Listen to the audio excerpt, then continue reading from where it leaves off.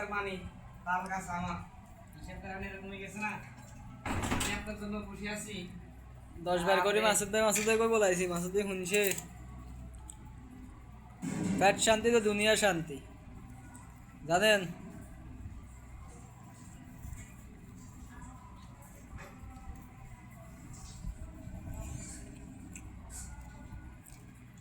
আর খাই জান, আমার রান্না কি কি স্বাদ হয়েছে জান।